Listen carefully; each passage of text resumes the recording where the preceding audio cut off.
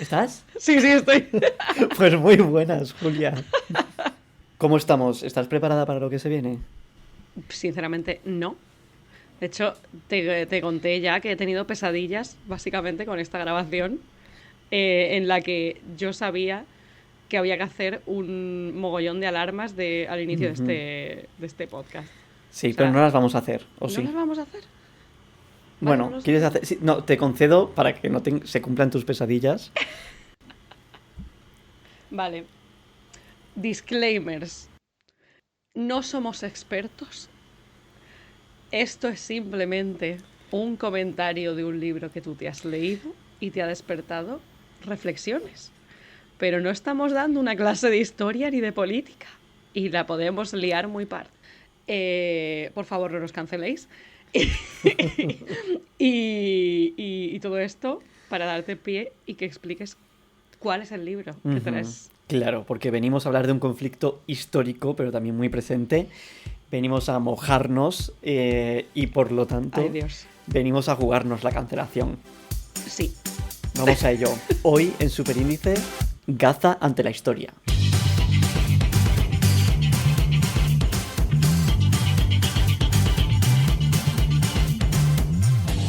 Bueno, este libro ha sido publicado por Ediciones Akal y pertenece a la colección Reverso Historia Crítica, que busca, por una parte, escudriñar el pasado para entender mejor el presente, pero también a la vez analizar el presente y desentrañar los relatos que se construyen en la actualidad sobre ese pasado. Temazo. Es una maravilla y de hecho esta relación entre presente y pasado la explica muy bien nuestro querido Miquel Herrán, más conocido como Puto Miquel, El grande. que tiene un libro de hecho que hemos comentado alguna vez y que el mismo título ya nos lo dice. La historia no es la que es la que te cuentan. Exacto. Gran verdad. Totalmente. La historia, lo que nos dice Puto Miquel, es que no deja de ser un relato que se construye desde el presente mirando al pasado. Y el libro también de Gaza ante la historia persigue precisamente revisar ese debate político y o intelectual actualmente en construcción, reconstrucción y destrucción, Uf. según se mire. Y el propio autor, Enzo Traverso, que ahora te hablo un poquito de él, nos advierte que de hecho no pretende entrar a explicar la guerra, los protagonistas, etcétera. O sea que ni siquiera vamos a tratar tanto la historia del conflicto palestino-israelí, ¿no? Ujujú. Precisamente lo que dice Enzo Traverso es que la historización de los grandes acontecimientos, como el que está sucediendo a día de hoy en este momento en Gaza, necesitan de tiempo, necesitan de fuentes establecidas, necesitan que haya una mirada distanciada y también que esa distancia sea crítica. Entonces nos dice que a día de hoy es muy difícil el poder analizar algo que precisamente está sucediendo a día de hoy, pero sí que comenta que lo que podemos hacer a día de hoy, y en parte es lo que vamos a hacer, es observar los usos públicos del pasado. Ay, qué jugoso, qué bien suena esto. Sí, esto viene perfecto precisamente para hablar del autor, porque Enzo Traverso es un historiador italiano afincado en Francia actualmente y especializado en temas como el totalitarismo y especialmente, atención, Auschwitz y el holocausto nazi. ¡Oh! ¡Oh! Ujú. Tendrá algún librito sobre eso, asumo, entiendo. Bueno, yo me leí hace un tiempo un libro suyo que se llama El pasado, instrucciones de uso. Es Y el verdad. subtítulo es Historia, Memoria, Política, porque lo comentamos alguna vez en un... Puede ser que en el de los dos demonios suena como No, muy a ese tema. es porque creo que lo llevé a un repaso, Ah, un balance del un año. balance. Es que claro, Ujú. como el año pasado nos saltamos del balance, ya no Claro, recuerdas ni no ha habido siquiera balance cómo. 2023, no sé ni cómo se llama ya. El balance 2024 puedes tener telita. Uf.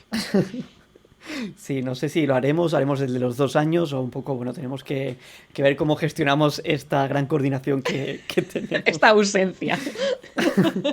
La cosa es que este libro me pareció súper interesante, el del pasado, instrucciones de uso, porque habla precisamente de ese uso actual que se le da al pasado de diferentes maneras. Uf, Y entre otras cosas, lo que dice en ese libro es que el pasado acompaña el presente y se instala en el imaginario colectivo en forma de memoria.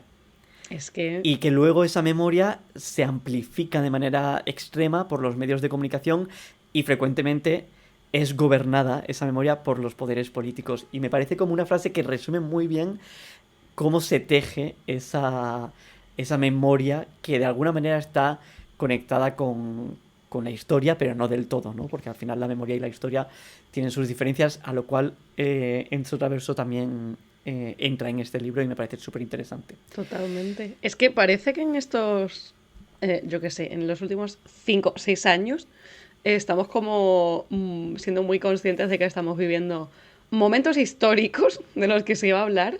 Y al ser consciente de ello, te empiezas a dar cuenta de cómo los medios de comunicación están hablando y cubriendo los eventos, los sucesos históricos. Y es como una clase magistral de manipulación mediática. O sea, como que tú te ves Completamente. ahí como protagonista de ¿qué cojones? ¿Cómo se contará esto en el futuro? ¿Qué va a quedar de esto? Y además es que, y luego vamos a hablar de esta parte de los medios de comunicación, pero es que ahí la postura muchas veces yo me encuentro entre la posición de me lo creo todo, pero obviamente no sucede así, pero luego cuando empiezas a cuestionártelo es difícil parar la rueda de hasta dónde Sí. paras el cuestionamiento y al final pues acabas siendo un antivacunas. Entonces, claro, o diciendo que la Tierra es plana. Entonces es muy importante precisamente el encontrar fuentes de calidad en las cuales sí que puedas de alguna manera, no sé, bajar las defensas informativas para poder leer con un poco más de calma y sin estar totalmente alerta todo el rato cuestionando cada frase. Total, es que te iba a decir, claro, es que las creencias que uno tiene dependen mucho del contexto en el que estás, pero es que ya simplemente Ujú. la palabra creencia es como, bueno, estás haciendo tú un ejercicio de fe, pero ¿quién te dice a ti que eso sea lo que realmente está sucediendo? Claro.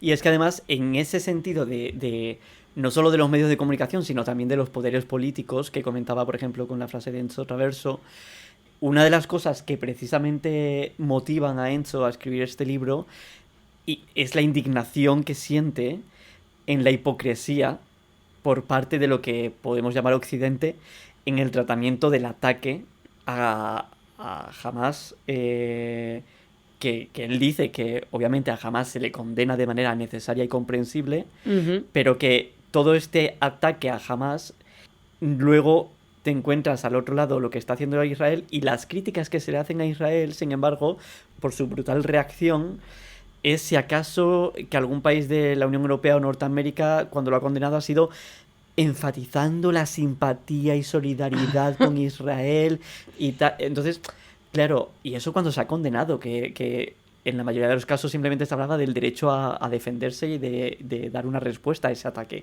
Entonces, sí que habla de esa hipocresía a la hora de el tratamiento de este conflicto en concreto ante Hamas, por ejemplo, e Israel. Sí, pero bueno, ya veremos, supongo que ya comentarás cómo se solapan aquí todo tipo de excusas y Ujú. justificaciones sobre conversaciones sobre antisemitismo Bueno, y totalmente, sionismo y todo esto. O sea, totalmente. una cosa, este libro, si yo recuerdo bien, era pequeñito, pequeñito, ¿no? Es muy pequeño y yo no sé si va a ser el podcast más largo. Tiene poco más de 100 páginas, es muy cortito y se lee súper rápido. Si nos queda un podcast largo, yo creo que es el mayor testimonio de la calidad del libro, porque una cosita de menos de 100 páginas para debate largo, Completamente, aplauso. completamente. 100%. Y además que trata muchos temas y va conectando con diferentes momentos históricos que iremos tratando también ahora Bien, bien. durante el episodio. Pero hablando de los poderes políticos y del bochorno que estamos sintiendo en Occidente muchas personas por cómo se está reaccionando y se está gestionando esto, Obviamente, uno de los poderes políticos más relevantes, sobre todo porque podría parar este conflicto si que lo quisiera, es Estados Unidos. Eh, y que sigue bloqueando resoluciones del Consejo de Seguridad de la ONU, mantiene el apoyo económico y militar a Israel, etcétera, lo cual no deja de sostener las acciones de Israel contra los palestinos. Más allá de estos hechos horrorosos que está llevando Israel a cabo en Gaza, que ahora vamos a abrir el melón sobre el concepto de genocidio y sobre diferentes temas que están relacionados con todo esto, pero más allá de estos hechos obvios, hay declaraciones de ministros israelíes que, si se hicieran por parte de la autoridad palestina, obviamente por parte de Hamas ya ni se me ocurre, que obviamente sería condenado. Apología del terrorismo. Claro, serían objeto de una condena global indiscutible. Pero es que tenemos ministros israelíes diciendo que, como tienen las cárceles superpobladas de palestinos, que bueno, no nos vamos a poner a hablar de cómo condenan a los palestinos, de cómo se les enjuicia de una manera totalmente diferente a los ciudadanos israelíes, y de cómo es casi mantener a gran parte de la población rehén. Sí. Como rehén y sin un juicio. Pero bueno, más allá de hecho, como tienen las cárceles superpobladas, ha habido un ministro que ha propuesto la pena de muerte para poder solucionar el hacinamiento de estas cárceles. En concreto, el ministro de Seguridad Nacional, Ben-Gvir. Wow. Este va a ser un episodio en el que digamos muchos nombres en otros idiomas y seguramente necesitemos a nuestra amiga, la correctora, Google Translator, diciéndonos cómo se dice. Habrá que fiarse además de que Google Translator lo está diciendo bien, porque en fin, no me extrañaría que fuera en plan, te estoy voz americana leyéndote un nombre árabe, o sea, en fin. 100%. Pero también tenemos ministros israelíes, por otra parte, además de lo que comentábamos, diciendo que, bueno, no era justo un ministro, sino un miembro de la Asamblea de Israel, del partido Likud, que es el partido del primer ministro de Israel, Netanyahu, que decía hace poco relativamente, depende cuando escuches esto. Buen apunte. Que hablaba de que en un hospital de Gaza habían nacido 300 terroristas, estando ellos invadiendo Gaza. Claro, el periodista le dice, son bebés, no son terroristas. Dice, son terroristas. Entonces, claro, esa criminalización en cuanto ya naces, que nos dice también, ¿no?, de cómo ven parte de las personas de Israel que están en el poder político a los palestinos. Es la ausencia absolutamente de lógica. Es simplemente una narración. Sin embargo, esto no está teniendo esas condenas, ¿no? O sea, nuestros medios y representantes públicos han usado una vara de medir diferente para cada parte en este conflicto. Y esto es aún más sangrante porque muchos países europeos se han alzado como estandartes de la moralidad y el derecho internacional, no ya de tiempos inmemoriales, que ya lo sabemos, pero especialmente con la invasión rusa a Ucrania. De repente parecía que Europa es como... Claro, es que no podemos permitir este tipo de invasiones, de agresiones. Y el tratamiento de ambos conflictos ante cada parte es que es descaradamente diferente. Ya, el hecho de que estén tan cercanos en el tiempo es como... Chiquis, si es que tenemos las evidencias de hace 2 años. O sea, es que lo tienes todo para comparar cómo se está tratando un suceso histórico y el otro. O sea, es demencial. Sí, es descarado. Pero bueno... Vamos a empezar ya a abrir melones. Bien. Porque hay muchos que abrir. Y entonces vamos a hablar ya directamente, como decíamos, que por una parte a Hamas y a Israel, o incluso a los palestinos, a Palestina y a Israel no se les está tratando de la misma manera en el conflicto. Vamos a hablar de Hamas. Porque en muchos ambientes o muchos círculos criticar las acciones de Israel suponía que te catalogaran como amigo de Hamas, terrorista, etcétera. Como de hecho le han dicho al gobierno de España por parte de Israel, que eran amigos de los terroristas y de Hamas. Pero vamos a entender un poco más esa organización que supuestamente veneramos por criticar a Israel, simplemente por no estar de acuerdo con que se cometa un genocidio en Gaza. Entonces, sobre esto sí que yo recomiendo escuchar un podcast que se llama Let's Talk Palestine, que tienen un episodio que se llama Let's Talk Hamas, Who Are They? Este era el podcast que tiene 2 capítulos sobre ese tema. Buena pregunta. No lo sé. Juraría que sí. O sea, yo he escuchado este podcast, me da la sensación. Me has recomendado un par y hay uno que tiene 2 capítulos y juraría que era este, como Puede ser del que sea este. el contexto de qué hacía, qué ha estado haciendo Hamas Claro, antes de octubre de 2023. claro. No, y es que además Hamas surge a finales de los años 80, o sea que ya viene de lejos, y era una facción de los hermanos musulmanes, e inicialmente realizaban principalmente acciones de caridad, aunque sí que desde 1987 se crea ya como partido político. Y esto es importante porque cuando hablamos de Hamas podemos estar hablando de cosas muy diferentes. Por una parte tienes la rama política, por otra parte tienes la rama más social, por así decirlo, la parte esta más de caridad, y luego tienes otra que es la del grupo armado, que obviamente entre ellas están conectadas, ¿no? Pero no es tan simple como Hamas igual al grupo terrorista, sino que hay otras acciones que realizan y que son necesarias simplemente para entender el contexto. Mira, flashbacks de nuestro podcast con el IRA y las reflexiones de entonces que también eran en plan, ETA.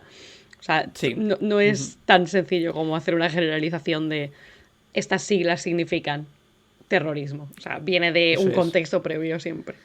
Claro, y porque parece que los palestinos, aquellos palestinos que apoyan a Hamas, que no son todos obviamente, lo que están apoyando simplemente es el terrorismo. Y es verdad, a ver, bueno, sin entrar en muchos detalles, sí que es importante aclarar que actualmente Palestina que está dividida en dos partes, Cisjordania al este y Gaza al oeste, con Israel en el medio, y Hamas como partido político gobierna en Gaza al oeste, pero no en Cisjordania.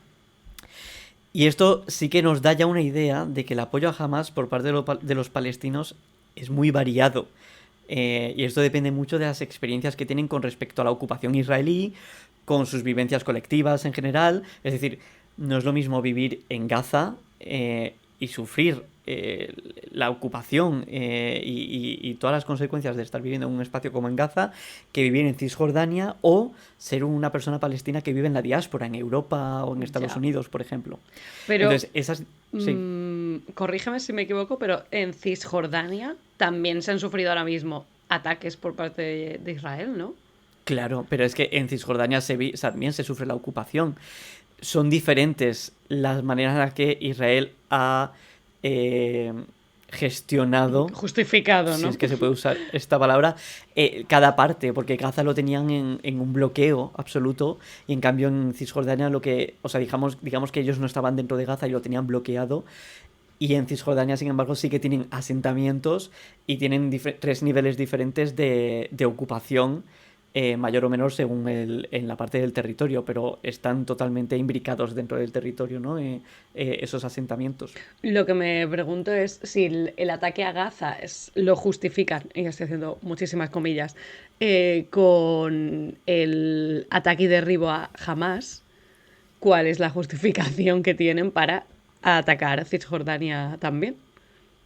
Bueno, es que sí que teniendo en cuenta que el gobierno israelí es muy radical a día de hoy, lo que llegaron a hacer algunos de los ministros empezó a dar armas a los colonos que había en Cisjordania porque precisamente con el argumento de en cualquier momento te van a atacar estos.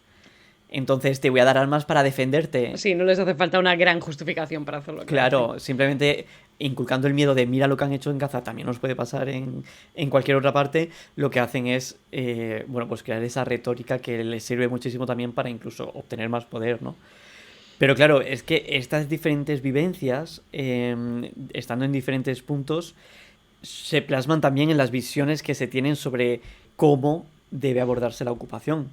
Y yo revisando podcasts, declaraciones de personas palestinas, diversas fuentes, algo común que se comenta es que Hamas es criticada tanto dentro como fuera de Gaza por parte de los palestinos. O sea, es pues un poder más que por lo tanto en el día a día también se le critica. Sí, como si nosotros rajáramos del PP aquí. Claro, o incluso de algún partido de izquierda, sí. Que obviamente podemos no estar de acuerdo en todo, ¿no? Y sí que es verdad que lo que dicen es que es necesario ver más allá para no simplificar lo que puede llegar a significar una organización como Hamas en un lugar como Gaza, particularmente, ¿no? Sí que es verdad que no se puede negar que hay una parte considerable de personas palestinas que apoyan a Hamas, pero esa acusación carece o adolece muchas veces de analizar a la vez la situación de las personas que eventualmente pueden llegar a apoyar a una organización que propone acciones condenables para aliviar la ocupación de Israel. Algo que otras fuerzas políticas de Palestina no ofrecen y por lo tanto puede ser también una manera de verlo como la única esperanza para poder enfrentarse a cierta situación, ¿no? Ya. Y algo que se comenta mucho en Occidente también es el carácter islamista de Hamás, lo cual supone que si está creciendo el apoyo a Hamás es el resultado quizás de un crecimiento de cierta radicalidad dentro de Gaza. Que más allá de que hay personas en Gaza que no son musulmanas y apoyan a Hamás, sobre este supuesto crecimiento de la radicalidad yo no tengo ni idea, o sea, no sé si está sucediendo o no, pero sí que a la vez es algo que se dice mucho y creo que cuando se trae sobre la mesa ese tema es importante, y esto sí me parece mucho más obvio, visibilizar la radicalización también de los partidos políticos en Israel, cuyo gobierno ahora mismo es que está formado por partidos de extrema derecha. Entonces, hablar de radicales dentro de Palestina sin entender que la amalgama de partidos políticos incluye partidos de extrema derecha es un poco faltar a incluir una parte importante de los ingredientes de esta ensalada, ¿no? Entonces... No, y aparte que la ironía de intentar escudar esto con una preocupación sobre la potencial radicalización de la gente cuando es en plan, pero vamos a ver, ¿tú te crees que vas a evitar la radicalización de absolutamente nadie con la que estáis liando allí? Sí. O sea, el daño generacional que se va a causar ahí y que o va sea, a ser ¿hasta qué punto no estás...? Exacto, o sea, lo estás cultivando tú. O sea, estás creando la nueva generación de personas que la única esperanza que van a ver es meterse a Hamás o a cualquier el grupo que sea. Sí. Y es verdad que cuando hablamos de radicalidad, a ver, que tampoco podemos decir mucho nosotros estando aquí en Europa. Sí. O sea, nosotros aquí en la Unión Europea también tenemos nuestras dosis de partidos radicales de extrema derecha. Y no solo nosotros, sino que buena parte del mundo. Pero también te digo que si nosotros hemos podido aguantar sin bombardear Polonia con un gobierno radical, homófobo y antifeminista, pues igual no es argumento para cargarnos Palestina, ¿sabes? Exacto. Entonces... Además, es esa generalización de que el gobierno en poder es la población. Y es como, bueno, pues, o no. O no, sí. ¿Sabes? No, y otra cosa que se dice mucho de Hamás es que quiere la destrucción de Israel. En plan, no es que estás apoyando un grupo que no lo apoyamos, pero bueno, te etiquetan de eso, ¿no? Estás apoyando un grupo que quiere destruir Israel y por lo tanto tú también, y matar a todos los judíos. Y es interesante porque aquí Enzo Traverso, el autor del libro, habla de la evolución política que ha tenido en este aspecto Hamás. Yo he leído leyendo sobre Hamás, he leído episodios de claro antisemitismo, obvios, incluso negando el holocausto. Traverso comenta en el libro que a día de hoy condenan el holocausto y el antisemitismo, que dicen que su lucha no es contra los judíos, sino contra el Estado sionista. Yo ya tanto no me atrevo a afirmar porque no he visto eso, pero lo que sí que dice en Traverso que yo he podido ver es que en los nuevos estatutos que publicó Hamás en 2017 abandonó el plan de destruir Israel. Que ya te digo, bueno, gracias Hamás por abandonar el plan de destruir Israel. Pero es verdad que adoptó la idea de un Estado palestino en las fronteras de 1967. Es decir, Cisjordania, Gaza y Jerusalén Este. Yo en esos estatutos no he visto que tuviera un reconocimiento explícito de Israel, que es algo que en algunos foros también se menciona para atacar a Hamás. Oye, es que no reconocen a Israel. Pero es verdad que tampoco Israel reconoce a Palestina. Ya. Entonces, de nuevo, bueno, pues... vamos a sopesar las cosas de manera correcta, ¿no? Pese a todo esto, sí que una de las cosas que dice Enzo Traverso es que, o sea, critica el fundamentalismo, el autoritarismo, la naturaleza antidemocrática, misógina, reaccionaria de Hamás. Es decir, no podemos dejar de ver lo que son, ¿no? Pero también el autor lo que hace es que deja, o sea, él dice que obviamente en un Estado democrático serían como el mayor enemigo de la izquierda, pero que en las circunstancias actuales no podemos dejar de ver que es un actor relevante en la resistencia al genocidio en Gaza. Claro, es un ejercicio de priorizar cuál es el problema de base. Es A lo mejor estamos un poquito más preocupados por el exterminio y después ya podemos analizar las capas de misoginia, sexismo, fundamentalismo religioso, etcétera, etcétera. Y también entender que quizás la población en Palestina no les apoya porque sean misóginos o antidemocráticos. A lo mejor la población palestina, que de hecho inicialmente tenía un movimiento de resistencia sin conectarse con la religión, pero quizás lo que están haciendo es apoyar otras cosas de Hamas y no esa parte exactamente que a nosotros nos interesa destacar. Pero bueno, más allá de declaraciones políticas concretas que hacen sobre Hamas, otra de las cosas que comenta Enzo Traverso es sobre este momento clave que fue el 7 de octubre y cómo en el discurso dominante se trata como si los actos terroristas de ese día por parte de Hamas dieran inicio a un conflicto nuevo. En plan de, ¿pero y esto? ¿De dónde ha salido? Joder, Sí, sí. Hamas. Todo se De inicia repente, ¿no? entonces. Es Claro, el único momento. justo ahí empieza todo. Y obvian que fue un evento más con obvia relevancia, pero es un evento más de un conflicto que viene de muy lejos, ¿no?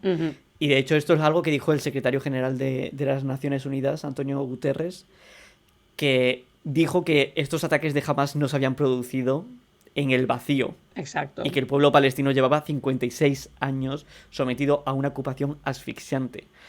Creo que esto tiene mucho sentido, pero a la vez tenemos declaraciones de muchos países afirmando el derecho de Israel a defenderse del ataque y que parecía establecer el minuto cero del conflicto ese día, ¿no? El 7 de octubre. Es tremendo. No sé, sí que se critica en el libro, por ejemplo, eso, el no analizar en los relatos políticos o en los medios de comunicación sobre el 7 de octubre el cómo hemos llegado a esto. Y eso supone que la respuesta de Israel contra los palestinos casi haga que el contador, por lo tanto, se pone a cero. Es como 1-1, ¿no? Pero es que ni eso, o sea, la gente que compre ese argumento es como, pero... No sé, ¿cuántas gafas te has quitado para poder verlo tan borroso que te parece una cosa equiparable a la otra? O sea, lo del 7 de octubre, con todo lo que hemos visto desde entonces, ¿en qué momento lo puedes poner en la balanza y decir, perfectamente justificable, es lo mismo? Claro. ¿Qué? Claro. No, y incluso la necesidad de entender que ni siquiera ha sido un acto de odio que viene de repente, sino que obviamente tiene una genealogía muy específica, ¿no? Y es verdad que no vamos a entrar en todo esto porque no nos da. Ya vamos a enrollarnos un montón con otros temas. Pero hay libros de autores como Noam Chomsky, Ilan Pappé, hay un podcast sobre Israel y Palestina de No es el fin del mundo, un vídeo que hizo Puto Miquel también sobre esto y cómo se usa la arqueología precisamente para justificar los orígenes. Sí, es muy interesante. Yo hace muchos años me leí un libro que se llama Israel-Palestina, verdades sobre un conflicto, que tiene un título bien pedante, pero... Es como yo sí, pero las siéntate, verdades. Siéntate Claro. que te lo cuento. Sí, es bien pedante, pero en su día, te hablo de hace muchos años, me gustó. No sé si lo leyera, si me pasaría que me sigue gustando o no, pero bueno, ahí lo dejo por si acaso. La cosa, más allá de lo obvio, ¿vale? Que del aislamiento y el maltrato constante a Gaza, por una parte, y los asentamientos y abusos en Cisjordania, que hablábamos cómo se ha tratado de manera un poco diferente. Enzo Traverso también habla de que mientras Hamas, o sea, precisamente hemos estado hablando un poco de la evolución de Hamas, los nuevos estatutos, etcétera, más allá de que siguen siendo la organización que son, ¿no? Pero mientras Hamas estaba desarrollando una estrategia política para sustituir una opción militar que consideraban estéril, Israel a la vez estaba cerrando las puertas de cualquier diálogo. Netanyahu declaraba su oposición a un Estado palestino.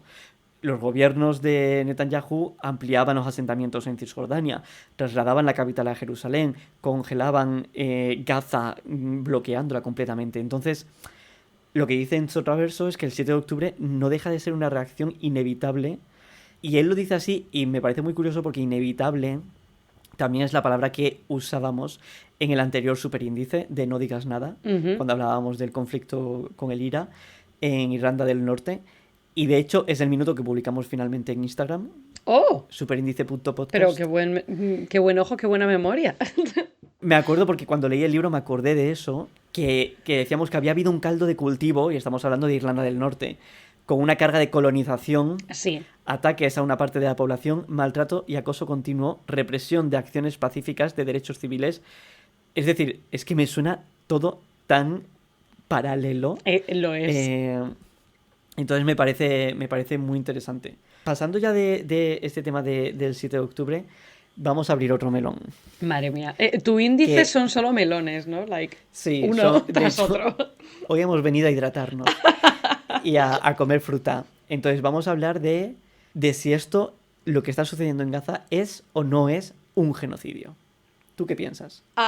Bueno, pues gracias a los podcasts, la documentación que me has facilitado, en la que además creo que se metían en el jugo de cuál es la definición según no sé qué, no te voy a decir ahora mismo cuál era el organismo base que sienta esta definición, pero todo parece indicar que sí, porque no es ni siquiera una serie de acciones que se tengan que estar infligiendo sobre el total de la población, sino sobre un número ya lo suficientemente destacable como para poder decir, a ver, desde luego, el bienestar de esta gente, su potencial para seguir viviendo, punto, no te interesa lo más mínimo.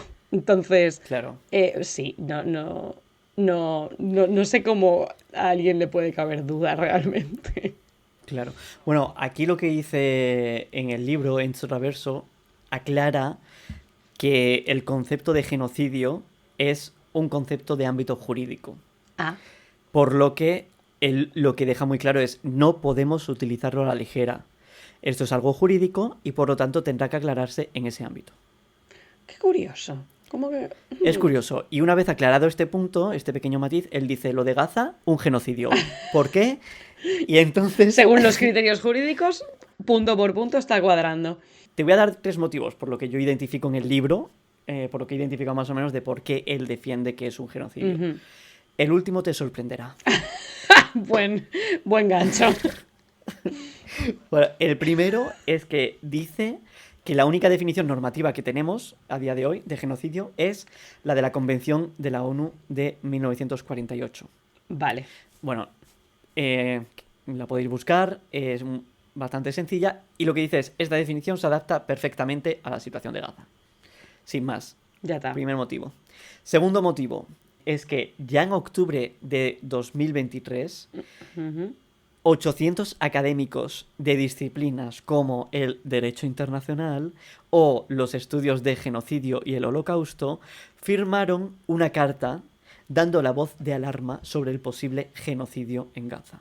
Vaya, en octubre, vaya. Wow. Esto en octubre. Si alguien la quiere leer, se llama Public Statement, : Scholars Warn of Potential Genocide in Gaza. Madre mía, pobrecitos. Em, Viendo lo que se venía. Y es curioso porque el libro hace mención de entre esos 800 a 3 académicos. Uno de ellos se llama Raz Segal, Ujú. que es un catedrático israelí de estudios sobre el genocidio y del holocausto en Estados Unidos. Vaya, israelí. Claro, además de firmar esta carta, Segal escribió un artículo en la revista Jewish Currents con el título nada sutil de Un caso de genocidio de manual. Vaya. ¿Qué más? Esto no... Bueno, este artículo sí que se menciona en el libro, pero lo que no se comenta en el libro es que, y esto lo comentamos aquí porque es muy reciente, a este profesor, Raz Segal, le habían ofrecido recientemente coordinar el Centro de Estudios del Holocausto y Genocidios en la Universidad de Minnesota. Y finalmente le rechazaron la oferta por las presiones políticas debido a este artículo que comentamos. Hombre, por supuesto, porque estás en América, amigo mío. Entonces, ¿cómo te van a permitir tener juicio? Claro, a mí es verdad que me sorprendió esta noticia porque, claro, en cuanto lo leí, pues me puse a buscar todas las declaraciones en su defensa por parte de los reaccionarios que tanto se posicionan en contra de la censura, que dicen que ya no se puede decir nada y que hay que defender la libertad de expresión, especialmente la académica en las universidades. Y sin embargo, esta vez no parece que se hayan posicionado a favor de este profesor, por lo que sea. No, probablemente le habrán tachado de antisemita, siendo... Antisemita, completamente. Claro, pues otro de los académicos que firmó esta carta es Omer Bartov, también israelí, profesor de Historia Europea y Estudios Alemanes en la Universidad de Braun. Según Wikipedia, no soy yo, es Wikipedia, que ya sabemos que es nuestra fuente favorita, está considerado como uno de los principales historiadores del mundo en el campo de la investigación del genocidio. La investigación del o sea, ¿cómo alguien se especializa en estas cosas? ¿Qué Sí, tipo de la verdad mente es que tienes? tienes que tener una fortaleza mental Madre mía. increíble. Pues este autor habla, según Traverso, sobre algo que me ha parecido muy interesante, y es que dice que hay una brecha existente entre la definición jurídica, que decimos que es del ámbito jurídico de genocidio, que es bastante amplia, según este autor, y susceptible de incluir casos muy diferentes. Hay una brecha entre esto y el concepto del imaginario popular, que está muy conectado con el Holocausto.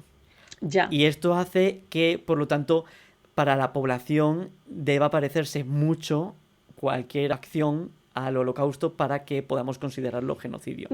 Eso es súper interesante. Es verdad que así de buenas a primeras la palabra genocidio casi que a mí me evoca a un plan súper bien medido. En plan, de principio a fin tenemos un PDF que estamos siguiendo punto por punto de este es el proceso de erradicación de gente. Así nos estamos cargando a la gente. Claro, es que sobre todo, bueno, no sé hasta qué punto en otros países, pero yo creo que en Occidente y en Europa está muy conectada la idea de genocidio con el Holocausto y con lo que le pasó a los judíos, ¿no? En la Alemania nazi. También te digo, curiosamente, vamos, no sé si esto es algo que se pudiera generalizar que otra gente tenga en mente, pero a mí la palabra genocidio, desde luego, también me evoca a Occidente. Claro, Ejerciendo absolutamente. eso, a poderes colonizadores también. Sí, de hecho, en algún punto del libro habla en Traverso de cómo no podemos hablar del Holocausto como un hecho aislado en la historia, sino que realmente viene precisamente de lo que tú comentabas, del colonialismo, viene del totalitarismo, viene de diferentes ideologías y diferentes corrientes que se cultivaron en Europa y que por lo tanto el Holocausto no fue... O sea, fue realmente una consecuencia de ciertas tendencias. Sí. Y en esta línea, en el libro que tiene de El pasado, Instrucciones de uso, él habla de cómo muchas veces el Holocausto se plantea como un hecho único y que eso tiene un riesgo, porque en realidad... Y hay alguno de los autores, no sé si era Omer Bartov, que te comentaba antes, no sé si era él el que lo comentaba en otro artículo, que hablan de que todos los hechos históricos son únicos, pero a la vez todos viene de tienen algo. unos contextos que tienen que analizarse, claro. Y Enzo Traverso en este libro, en el otro de El pasado, Instrucciones de uso, dice que el riesgo que tenemos a día de hoy no es el de olvidar el Holocausto, sino de que hagamos un mal uso de su memoria, de que sea embalsamada, de que la encerremos en los museos. Terror real.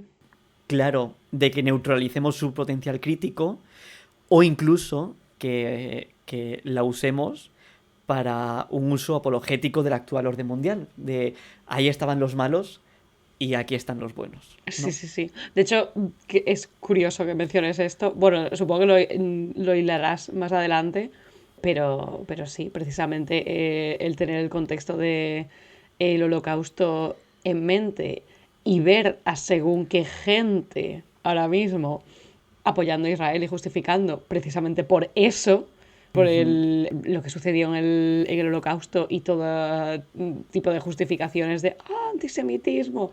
Es como, bueno, pues genial, hemos aprendido muchísimo de ese evento histórico. Sí, esto es lo que nos queda. Sí, ahora en un momento vamos a traer también ese tema del sionismo y el antisemitismo, ¿no? Del antisionismo y antisemitismo.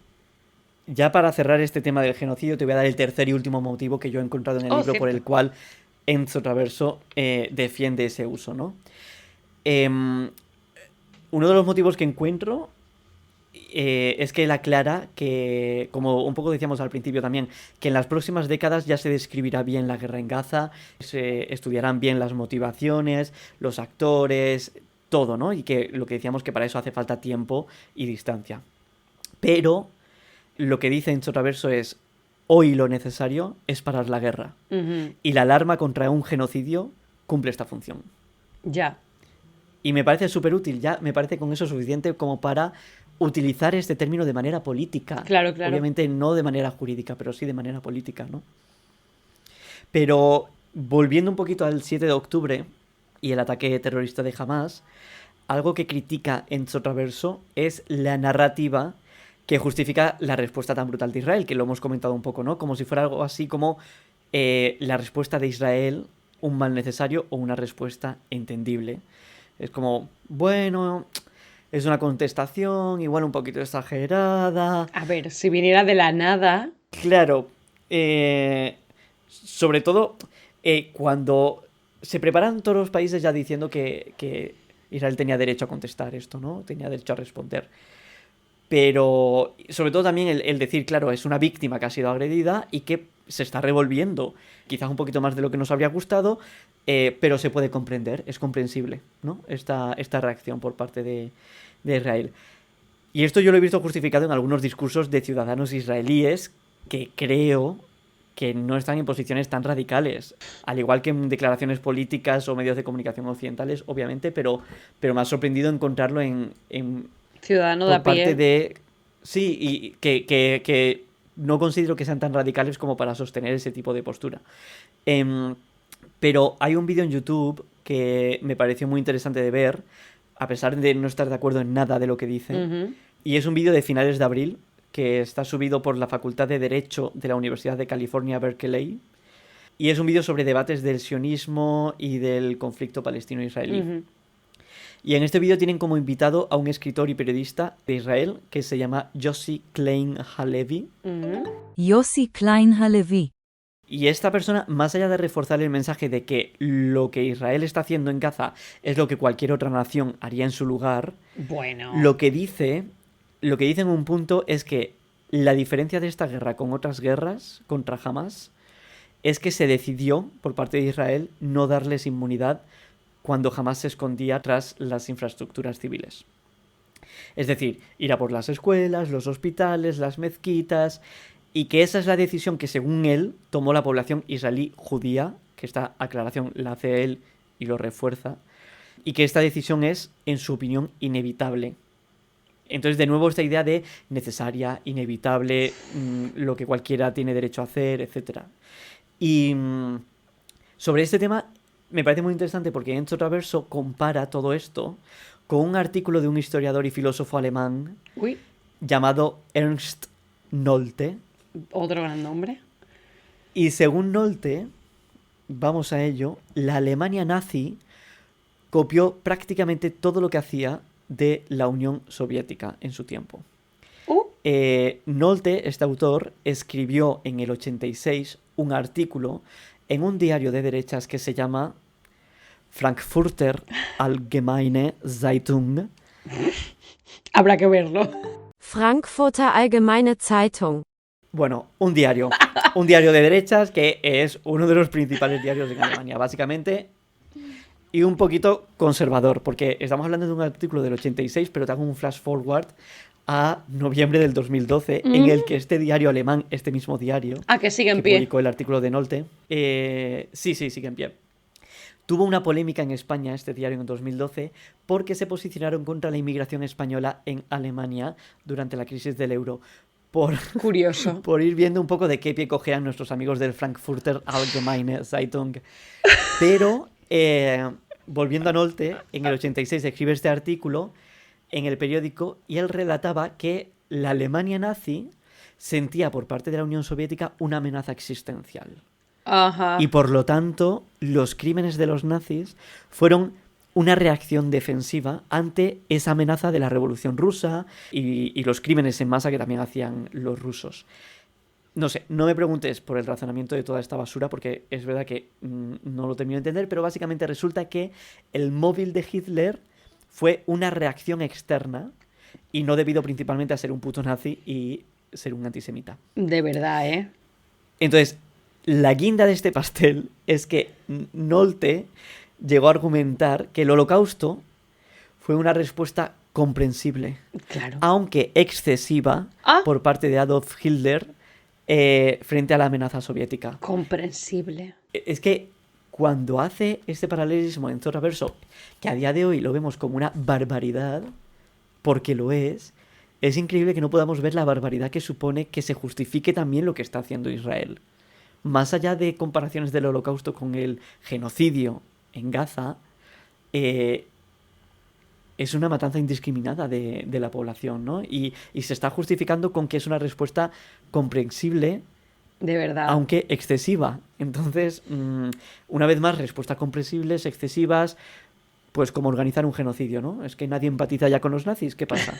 O sea, no sé. En fin, y en este libro, en el de Gaza ante la historia, ponen otro ejemplo de otro alemán que es Martin Heidegger, que llegó a presentar a Alemania como la víctima de todo esto y que también es así un poco como se presenta Israel en muchas ocasiones mientras se está soltando bombas en Gaza y Es, aniquila es, a la población civil. es que es absolutamente terrorífico el pensar que, o sea, esa disociación de la gente, no importa si es a nivel individual o más rollo a nivel país o lo que sea, pero la disociación de montarte un discurso dialéctico para justificar matanzas a esos niveles es como... Es todo tan absolutamente loco. O sea, Oh, que por hayamos Dios. llegado a poder incluso valorarlo, el hecho de, vamos a ver cuánto podemos justificarlo, no sé, es increíble y a la vez está cometiendo eso mientras te presentas como una víctima, que es como una distorsión de la realidad muy, muy grande. Pero, de hecho, en ese vídeo que te decía de YouTube de la Universidad de Berkeley, de las pocas cosas con las que estoy de acuerdo con este escritor Yossi Klein Halevi, dice que la comunidad judía históricamente ha sufrido como un exceso de victimización y que el 8 de octubre supuso por parte de los judíos israelíes un consenso de que no podían tolerar ser victimizados de nuevo y que esta posición suponía una demostración de poder. Y con la asunción y el reclamo de ese poder, que pierden el derecho, por lo tanto, de identificarse como víctimas. Él dice, los pueblos poderosos no tenemos ese derecho. Y obviamente es que no pueden identificarse como víctimas. Ojo, que él también dice que es una distorsión llamarles victimarios, que en eso ya no estoy de acuerdo, pero bueno. Pero... O sea, que... no sé qué decirte, porque el hombre está como teniendo la claridad mental de decir, por lo tanto, como respondimos a esto, ya no podemos considerarnos víctimas. Pero si es lo que pero si sigue, esa narrativa continúa. Sí, bueno, es la posición de él en concreto, pero es verdad que esa narrativa continúa no solo por parte de algunas partes de Israel, sino también por parte de muchos medios de comunicación, porque Sí, fue... y de otros países también. Sí, 100%, 100%. De verdad. Sí, las maneras de defender a Israel se presentan muy diversas, ¿no? Entonces se usan diferentes argumentos que muchas veces son contradictorios entre sí, de hecho. Y precisamente en este vídeo se trata un poco del siguiente tema que quería hablar de manera más o menos breve, que es el tema del sionismo, que daría para muchos superíndices, pero es un término, y esto es importante, que históricamente ha evolucionado. Primero que históricamente en el tiempo ha evolucionado, pero también en el tiempo en el que estamos a día de hoy, en la actualidad, depende de a quién le preguntes, te va a decir una definición diferente. Y esto lo he escuchado por parte de personas de Israel sionistas, que decían claramente eso, que si le preguntas a 3 personas vas a obtener 3 definiciones diferentes, y es normal porque no deja de ser una representación de un nacionalismo, y los nacionalismos son bastante subjetivos. Ya. Y además, un nacionalismo, bueno, supongo que aquí es donde vas a entrar a poner la puntillita, pero yo te iba a decir un nacionalismo que va ligado a la religión. No necesariamente, ¿no? Bueno, es un nacionalismo que va relacionado a ser judío, pero es que también el concepto mismo de ser judío, hay personas judías están más relacionadas con otros términos más culturales, por ejemplo, que la religión en sí. Entonces, no deja de ser un colectivo muy diverso, pero que a la vez, en un contexto en el cual existía un antisemitismo brutal, con el auge de los nacionalismos, tiene sentido, ¿no? Que cuando no te sientes parte de algo que se está creando, digas, pues es que quizás yo soy parte de lo que me diferencia de esa gente. Ya. Que es ser judío, ¿no? Pero justo vamos a tratar ese tema porque el mapa conceptual alrededor de la palabra sionismo ha cambiado con el tiempo y también lo ha hecho el de la palabra antisemitismo. hasta el punto de que a día de hoy se puede llegar a considerar antisemita si te identificas como antisionista, pero esto sí que se omite que históricamente, por parte de la comunidad judía, precisamente, en esa época que comentamos del nacimiento del sionismo, se ligaba, por parte de una parte de la comunidad judía, se ligaba el sionismo con el antisemitismo. Ya. Y lo que decían estos judíos tiene sentido, ¿no? Que es, ¿por qué yo, judío, nacido en X país, Alemania, yo qué sé, España, lo que sea, no voy a tener la condición de nacional de ese país por ser judío y vas a considerarme un exiliado, a no ser que me vaya a Israel, donde se supone que pertenezco ahora? Porque lo habéis dicho así en este Claro, momento. sin ninguna razón, porque yo y mi familia somos de este país. Entonces, lo que decían es que no dejas de estar creando esa otredad dentro del conjunto nacional. Y una de las figuras que defendían esto estaba precisamente en el gobierno británico cuando se redactó la Declaración Balfour, que se considera muchas veces como la semilla del nacimiento del Estado de Israel. Esta persona es Edwin Samuel Montagu, Edwin Samuel Montagu, que era entonces el secretario de Estado para la India, y él puso trabas para la Declaración de Balfour, que básicamente es el compromiso por parte no sé si el Imperio Británico era en aquel momento, no sé, de facilitar una nación para los judíos en Palestina. Pero él puso muchas trabas a esta declaración, criticando que él consideraba el sionismo como antisemita, anticipando ya que la idea de un Estado judío implicaba posiblemente que cristianos y musulmanes en Palestina serían tratados como extranjeros. Pues mira, este señor... Lo vio venir. Sí. Y otra figura importante, y que vi en un debate de un vídeo de YouTube hace poco a Noam Chomsky, o sea, el debate es de hace más tiempo, pero lo vi hace poco, era un debate sobre sionismo, y Chomsky hablaba de esto y decía que el término ha evolucionado porque su punto de vista se veía, o sea, su punto de vista sobre el sionismo o sobre Israel, se veía hace unos 70 años como sionista. Uf, qué movida. Y que sin embargo a día de hoy se considera antisionista. ¡Hola! Claro, porque lo que él dice es que en 1940 el movimiento sionista, esto según Noam Chomsky, Ajá. no tenía ningún compromiso con un Estado judío, sino que lo que quería era el derecho de judíos y palestinos a la autodeterminación en Palestina. Que muchas veces es lo que se dice como sionismo, que es el derecho a la autodeterminación.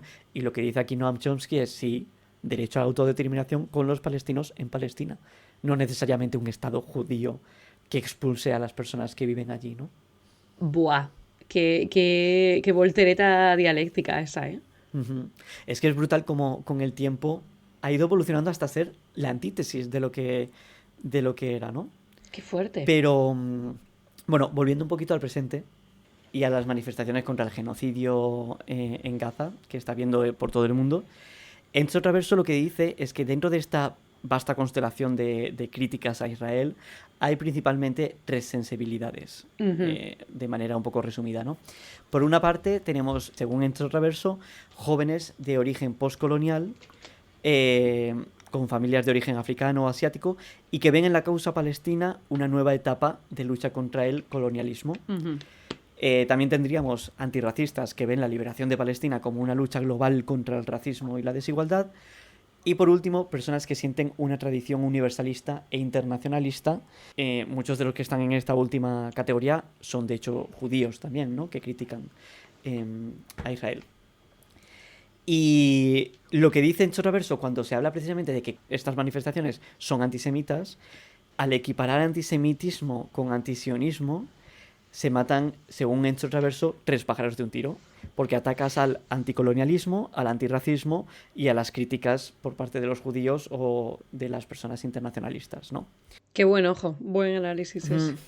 Lo que decíamos antes es que el sionismo no deja de nacer en un mundo en el que los nacionalismos estaban en ebullición, y aquí ya sí que personalmente, más allá de las críticas legítimas, yo puedo llegar a entender y empatizar con las personas judías que vivían en Europa o en cualquier otro país en el que sufrían el antisemitismo brutal de esa época. Claro. Y oye, pues que el sionismo se les presentara como esperanzador, Sí. como una huida y como una manera de dejar de sufrir. Y especialmente después del Holocausto, que es cuando empezó a tomar más poder este tipo de solución, ¿no? Y que dio peso también a los argumentos de quienes decían, es decir, que sucediera el Holocausto, como que dio poder a los que decían, oye, es que el lugar para los judíos es en una nación propia, no aquí, ¿no? Ya. Pero claro, el comprar ese discurso no deja de alimentar también el discurso antisemita de que los judíos no pertenecen a las comunidades en las que viven. Irónicamente. Claro, y entonces Enzo Traverso también habla mucho de esta relación ambigua entre antisionismo, antisemitismo. Él lo que dice es que los antisemitas querían expulsar a los judíos y los sionistas intentaban convencer a los judíos de que emigraran a Palestina. Entonces al final hay cierto punto de encuentro en cuanto a la solución para cerrar esas agresiones. Ujú. Que como digo, yo puedo llegar a empatizar con eso, pero a la vez... Pero es irónico en sí que la solución pase por ahí, por decir, tenemos que... Bueno, claro, es horrible porque eso entonces lo que estamos haciendo es decidir que tenemos que segregar las naciones por colectivos homogéneos, Exacto. que no deja de ser lo que dice la extrema derecha a día de hoy, pese a que la extrema derecha apoya el sionismo. Quizás precisamente por su antisemitismo y porque les interesa que no haya judíos en sus países. Madre mía, es que son tantas capas de ironía Sí. y de voltereta dialéctica y demás, que es como... No, yo creo que la gente tampoco es tan complicada cuando abordan ninguna de estas problemáticas. Es más como un interés mucho más simplista y me planto aquí. No, y también una de las cosas que creo que es importante es aclarar que criticar el sionismo y criticar la instrumentalización del antisemitismo, como se instrumentaliza precisamente, y ahora lo vamos a ver en diferentes ámbitos, eso no significa que no exista antisemitismo realmente en el mundo. Obviamente existe, y de hecho también, y es una de las cosas que comenta Enzo Traverso, parte del mundo árabe y Palestina importó estereotipos antisemitas desde Europa, porque como ya decíamos somos los grandes exportadores de basura. Ya te digo. Tachar el antisionismo como antisemita cuando ha sido criticado desde siempre, incluso por buena parte de la comunidad judía, es un poco banalizar el debate, simplificarlo hasta el punto absurdo y no aporta nada realmente, ¿no? A poder avanzar hacia una solución. No, y que de nuevo, si te despegas de este tipo de discursos y de debates, es como, es que ¿qué más da esa... O sea, por supuesto que aporta para el contexto, pero de nuevo que en la balanza de lo que está pasando hay un exterminio. O sea, ¿qué hacemos debatiendo semántica? Totalmente. No, totalmente. Y el cómo se instrumentaliza, ¿no? También esas palabras. Porque lo que está sucediendo es que el antisemitismo se instrumentaliza y se está convirtiendo en un arma que sirve para criticar o criminalizar las críticas a Israel. Exacto. O sea, no puede criticarse nada de Israel porque entonces es antisemita. Y es fuerte porque en Europa esto está siendo usado por la extrema derecha y por los postfascistas porque les sirve para atacar a la izquierda. O sea, les sirve como para dos cosas. Por una parte, para atacar a la izquierda, pero a la vez combaten la, abro comillas, barbarie islámica. Es decir, que no deja de ayudarles para... Poniendo los ojos en blanco muy fuerte. Lo que dice Enzo Traverso es que lo que en su día fueron los conspiradores judeo-bolcheviques, hoy han pasado a ser la izquierda proislámica, ¿no? Y es brutal, porque realmente se está hablando de islamización y se está hablando de gran reemplazo. O sea, se está llegando a un punto absurdo, pero además es que todo esto de usar el antisemitismo como arma para criticar a esa barbarie islámica que decimos, es la idea maniquea de que Israel es esa isla democrática en medio de un océano de barbarie del mundo árabe, y Hamás, que son animales humanos totalmente salvajes. Entonces... La verdad es que Israel ha invertido sus dineros excelentemente para vender una versión súper blanca. O sea, el pinkwashing, súper bien. El greenwashing, también excelente. El whitewashing, lo han hecho todo maravillosamente bien, porque parece que ha calado ese mensaje. Y ese mensaje no deja de ser colonial, porque hay un artículo, por ejemplo, que se publicó a raíz del 7 de octubre en el The Times of Israel, y es un artículo que suelta perlas como la siguiente. Dice, Israel nunca pensaría en tomar rehenes. Incluso si lo hiciera, a Hamás no le importaría. Claro. Bueno, uno, Asunciones.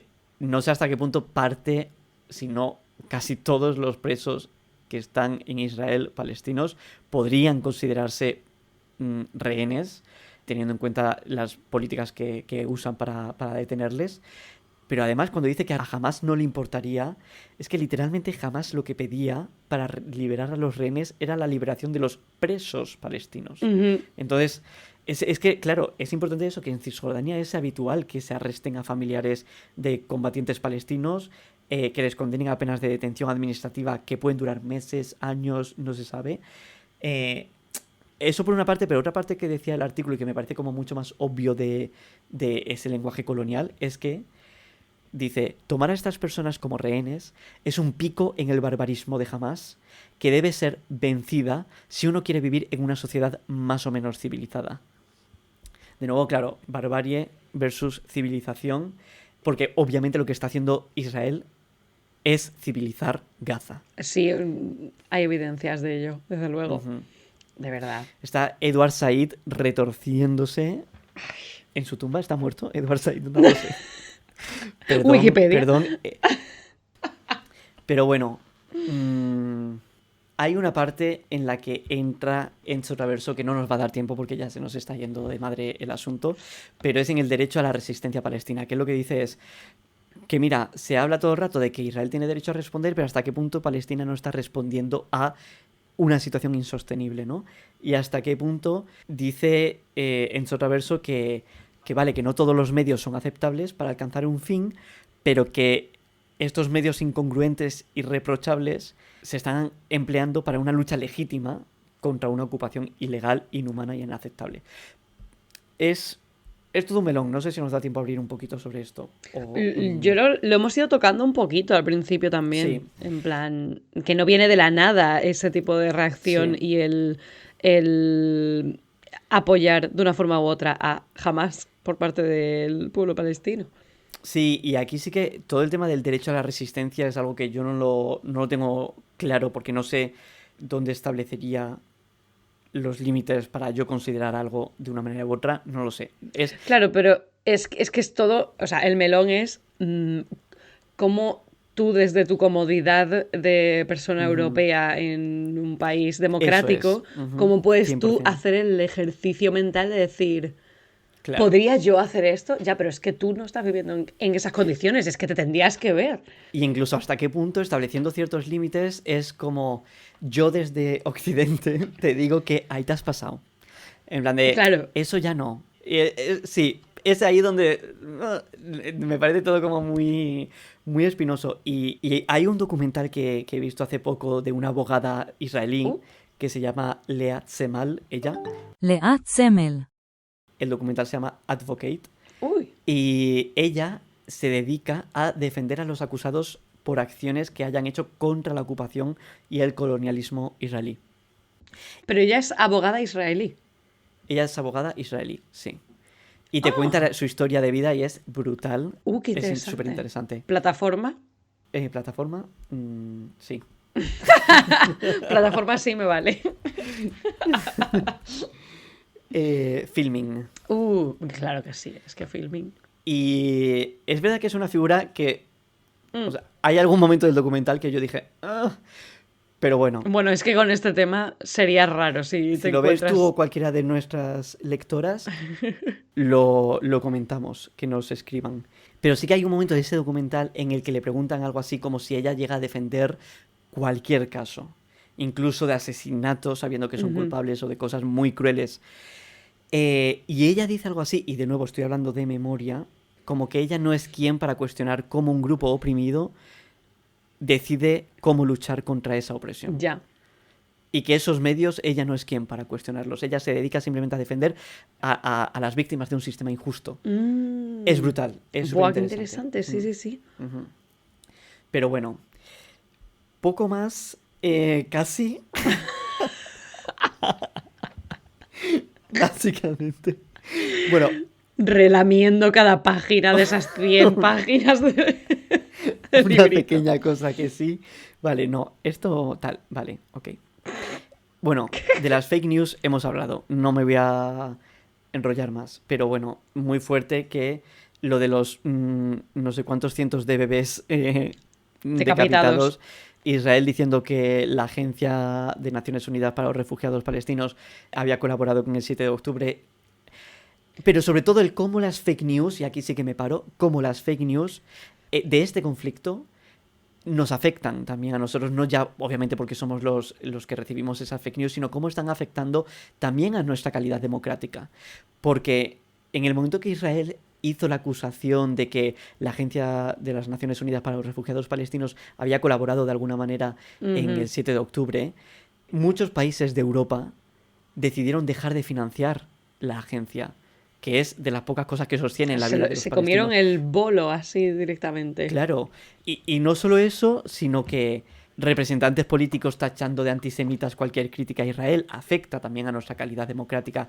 Las censuras que ha llevado a cabo Alemania a diferentes eventos, diferentes manifestaciones y en otros países, pero en Alemania se censuró y no se permitió hablar a Nancy Fraser, Yanis Varoufakis, a diferentes intelectuales o personas que han estado en Palestina.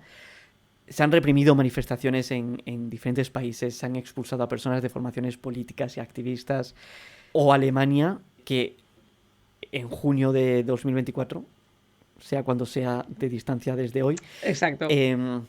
entró en vigor una nueva ley de ciudadanía alemana que ha venido... ¡Oh, sí! o sea, tiene como requisito para los aspirantes a adquirir la nacionalidad alemana el reconocer. que declaren explícitamente, exacto, el derecho a existir de Israel. Que Y es como, ¿qué tendrá que ver Alemania? totalmente. ¿Cómo es eso un requisito? ¿Me explicas? Y esto también habla, otro melón, de cómo Alemania, por todo lo que ha hecho en la historia, obviamente, del Holocausto y otras cositas, Han aprendido una barbaridad. claro, no, pero sienten que tienen como una deuda que la están pagando mal. O sea, porque lo que están haciendo es ahora apoyar otro genocidio. Entonces, Me parece es curioso. muy irónico. ¿Hay alguna mención en el libro? Porque estamos hablando de todo tipo de justificaciones de los distintos países en cuanto a, oh, Dios mío, uno, o por bien reescribir la historia y ponerte del lado correcto, estoy haciendo mogollón de comillas, de la historia esta vez, o por no ser tildados de antisemitas, etcétera, etcétera. Pero ¿hay alguna mención en el libro sobre los intereses clarísimamente económicos que hay detrás de todo esto? No sé, el libro se basa mucho en el discurso político. Claro, es que en el discurso político nunca te van a reconocer. Hay dineritos Claro. y petróleos y cositas por detrás, pero me parece fascinante cómo eso no se aborda más en el discurso político. Bueno, en el político vale, que no, pero en la prensa, en el libro también. Sí, no, es verdad que él lo que hace sobre todo es eso, pues esas comparaciones con otros momentos históricos, para también poner un poco de perspectiva, ¿no? Ante todo Ya. lo que estamos viviendo y de incluso de esas evoluciones que hemos visto que muchas veces son... De dar el giro completamente de 180 grados. Sí.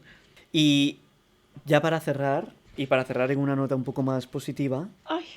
¡Es posible! yo también me lo planteo, vamos a intentarlo, es ¿cuál es la solución de todo esto? Mira, si ese señor en 100 páginas ha sido capaz de acabar así el libro, que le den el Nobel de la Paz. Porque... Completamente. Muy bien, Enzo. Pues es curioso porque, claro, una de las cosas que de hecho se están haciendo por parte de algunos países, por ejemplo de la Unión Europea, como España o Irlanda, es el reconocimiento de Palestina para fomentar la solución de los dos estados, ¿no? Que es una idea que se intentó en su día, que fracasó, pero que se está intentando como reavivar de alguna manera. Santísimo Cristo, ¿eh? Para Enzo Traverso, la solución de los dos estados no es válida. Spoiler, cero sorpresa.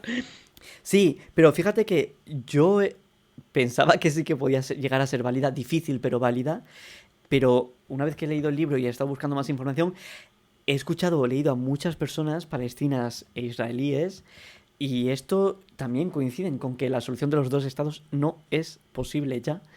Por una parte es que la situación es que Israel no para de incrementar sus asentamientos y anexiones de territorio. Ya veremos qué hacen con Gaza, pero a día de hoy en Cisjordania, que de hecho recientemente, más o menos, dependía de cuándo escuches esto, se ha Me encanta anexionado. lo interiorizado que tienes ese aviso. Sí, es que no sabemos cuándo publicaremos esto. Esto puede que se haya grabado el 8 de octubre. Pero recientemente se ha anexionado ilegalmente, porque recordemos que todas estas anexiones son ilegales, se ha anexionado 12,7 kilómetros más en Cisjordania, que es la mayor porción en 30 años. De verdad. Y además, Enzo Traverso también habla de que Jerusalén Este, que es Palestina, digamos, ya se han trasladado más de 200.000 colonos, que en Cisjordania hay unos 500.000. La destrucción de Gaza, que ya veremos. Entonces dice, claro, ¿cómo vamos a hacer dos estados con esta situación? Ujú. Es decir, tenemos población palestina en Israel y tenemos población israelí en Palestina, ¿no? O sea, todo entre comillas porque sería esos territorios que serían cada estado. Ujú. Dice en Sotraverso que ya Edward Said, hace 20 años, decía que la solución de los dos estados no era posible y que la solución debería ser un estado laico binacional. Oh. Es decir, una república democrática que garantizara derechos a todos los ciudadanos, sean quienes sean. Claro. De aquí en realidad. viene un poco la expresión from the river. Bueno, no viene de aquí, pero a día de hoy se está usando mucho con ese contexto la expresión de from the river to the sea, Palestine will be free. O sea, del río hasta el mar, Palestina será libre. O será libre, sí. Que la mayoría de los medios de comunicación califican de antisemita cuando en realidad a día de hoy lo que se está hablando es que hay palestinos y el territorio de Palestina ocupa desde el río Jordán hasta el mar. Entonces, bueno, pero ya para cerrar, sí que lo que dice Enzo Traverso es que el futuro de Israel-Palestina, como se llame, lo deben decidir quienes viven allí. Sí, no puede volver a ser impuesto desde fuera. Exacto, desde fuera, ¿no? Y lo que dice es que esta idea de los dos estados, lo que supone, precisamente por lo que hemos hablado de poblaciones en ambos territorios, significa que tendría que hacerse limpiezas étnicas cruzadas, es decir, movilización masiva de personas de un lugar a otro expulsándoles de sus casas a día de hoy. Ujú. Expulsar a los colonos judíos de Cisjordania, encontrar una solución para los 2 millones de palestinos que actualmente, dice Enzo Traverso, disfrutan del estatus de ciudadanos israelíes de segunda clase.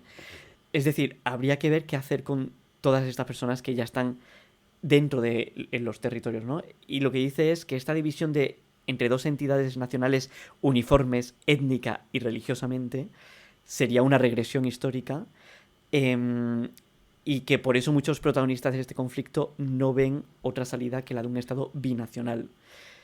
Y ya con esto cierro con lo que dice el libro, porque es verdad que, claro, a día de hoy, teniendo en cuenta la situación, pensar en un único estado en el que esa población que ahora mismo está destruyéndose, bueno, están destruyendo por parte de Israel en Gaza, parece imposible. Pero una cosa que dice Enzo Traverso y que es como la guinda que me ha hecho verlo de otra manera es que en plena Segunda Guerra Mundial la idea de construir una federación europea que reuniese a Alemania, Francia, Italia, Bélgica y Países Bajos podía parecer ingenua, aberrante o utópica. Y lo que dice es que a veces las tragedias sirven para abrir nuevos horizontes. Y creo que quizás podemos cerrar con un poquito de esperanza. Ay, David, en ese sentido. qué buen final, por favor. O sea, nunca esperé que el podcast pudiera terminar en algo así, o el libro. Pero no lo toquemos. Déjalo así. No me veía venir esto, pero aplauso lento. Porque, hostia. Vale, no voy a añadir nada más. Me quiero quedar con eso. Qué fuerte. Pero, ¿qué te estás leyendo? Claro. Pues me estoy leyendo Tango Satánico. Tango satánico, pero que... ¡Ah! Tu amigo. De mi amigo Laszlo Krasznahorkai y mi aún más amigo, porque habla castellano, Adam Kovacs, que es el que hace la traducción brutal. Bienvenido sea. Y es acantilado. Precioso. Es acantilado y es un libro de este autor húngaro que Béla Tarr llevó a películas. ¿Ya te habías leído uno o dos de este autor? Me había leído dos. Me había leído Melancolía de la Resistencia y Ha llegado Isaías. Melancolía de la Resistencia, la verdad es que me lo empecé a leer porque me vi la película de Armonías de Werkmeister. ¡Ah! Y vi la película, me gustó mucho, me leí el libro, me gustó, pero no estaba seguro. Me leí Ha llegado Isaías, me encantó. Y ahora me estoy leyendo Tango Satánico, que por supuesto me lo estoy viendo antes de verme la película, o un poco entre medias. Uy, porque la película, por- espérate, me dijiste, dura 7 horas. O sea, es que es una temporada de Succession. Sí, la película dura 7 horas y media. Entonces, me la estoy viendo como una serie, como va por capítulos también. Ah, es verdad. Pero Es verdad. sí, pero me está gustando mucho, pese a que hay un capítulo que me ha dejado muerto. Si alguien se lee el libro, cuando se lea el capítulo de la niña, que me avise. Y no digo más. Ay, qué intriga. ¿Qué te estás leyendo, Julia? Yo tengo ahora mismo una pila de la cual puedo escoger qué empezar, pero justo en el día de hoy me he terminado Hijab Butch Blues de Lamia H, que son unas memorias de una autora queer árabe que nunca dice en el libro de qué país viene ni a qué país se mudó hasta que se muda a Estados Unidos. Ese es el único momento en el que ella empieza a dar nombres. Y me ha resultado súper interesante porque utilizan la excusa de hablar por capítulos de los distintos profetas del Islam y ella lo va hilando con...